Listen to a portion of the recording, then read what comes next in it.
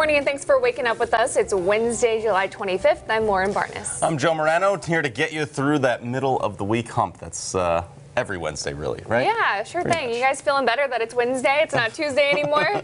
Yeah, I slept well, so it's all right. Elisa, Okay. how you feeling over there? Tracking the weather and feeling okay that it's the middle of the week and not Thursday? It's still the longest week ever, but we're charging through, right? It is 66 degrees in Branson right now. We've got a couple of clouds. Calm winds, dew points are in the 50s. That's nice, especially compared to where we've been all summer.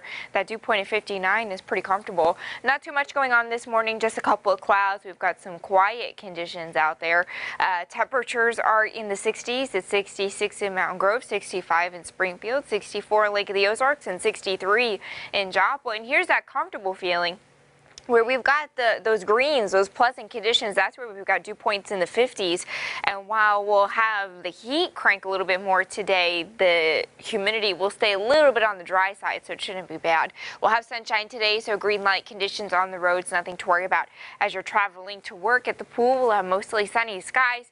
Temperatures in the low to middle 90s with mostly sunny skies and a very high UV index of 10. Quiet as you fire up the barbecue tonight. We'll have a mix of some sun and clouds, 75 degrees by 10 o'clock. We've got the heat coming back today, but it will be a drier heat. Then the Ozark Empire Fair kicks off on Thursday, but we've got some storm chances to talk about. Details on that in 10 minutes. To start off this morning, Missouri Senators Roy Blunt and Claire McCaskill shared their thoughts on the duck boat tragedy in Branson, both offering condolences and breaking down what their actions as lawmakers will be going forward in the aftermath of the situation. Senator McCaskill says she's going to be introducing legislation based on past recommendations made by the National Transportation Safety Board. One thing she looks to change is that buoyancy be prioritized to keep these boats afloat, and if that can't be done in a timely manner, then a secondary option would be to remove the canopies for people to escape what she called a sinking coffin. The NTSB responds in these situations, and officials are investigating the safety aspect of the sunken boat. One problem addressed is the safety board itself, which has had 2 members nominated but unconfirmed for its 2 vacancies, 1 Republican and 1 Democrat. Senators Blunt and McCaskill put parties aside and agreed it's time to get that done. We pay a big price when we make it hard to get people confirmed to these jobs who've been nominated by the president out of committee, just waiting for what would normally be a routine thing to happen.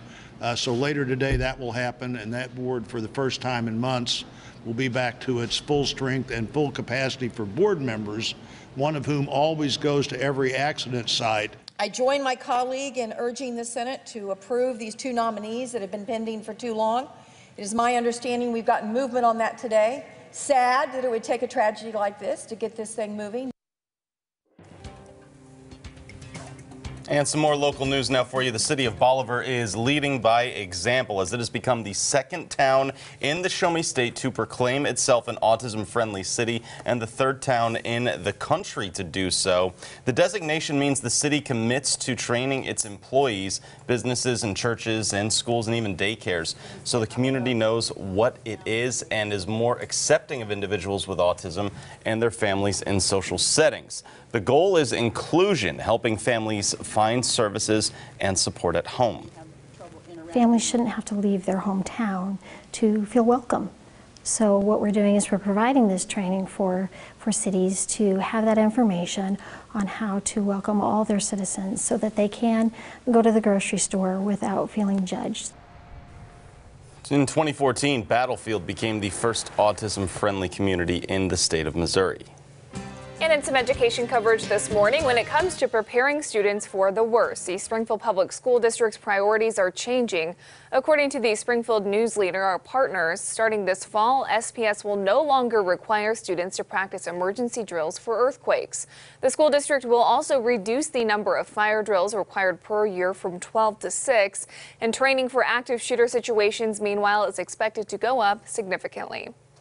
Some political news this morning. Last week we learned that before the 2016 election, Michael Cohen secretly recorded a conversation he had with his client, Donald Trump. Last night, Cohen's own attorney gave CNN that tape. CBS's John Shumo has the details. So what are we going to pay? Funding. A tape of a secretly recorded conversation between President Trump and his former attorney Michael Cohen was aired on CNN last night. In it, they appeared to discuss paying off a Playboy model who claims to have had an affair with Mr. Trump. What financing? We'll have to pay you. So no. I got no. Michael Cohen's lawyer, Lanny Davis, gave the tape to CNN. Cohen secretly recorded the conversation 2 months before the 2016 election. I need to open up a company for the transfer of all of that info regarding our friend David. Some are wondering if Cohen was speaking about David Pecker, a longtime ally of the president and chairman of American Media, which owns the National Enquirer. Ex-Playmate Karen McDougal says she began a nearly year-long affair with Mr. Trump in 2006. Just a few months before the election, the company purchased her story but never published it. Over the weekend, the president lashed out at Cohen on Twitter over the existence of a tape and added, in part, "Your favorite president did nothing wrong." The president's current lawyer, Rudy Giuliani, said on Fox News the tape speaks for itself. There's no indication of any crime being committed on this tape, and that is absolutely right. The White House has previously denied the affair.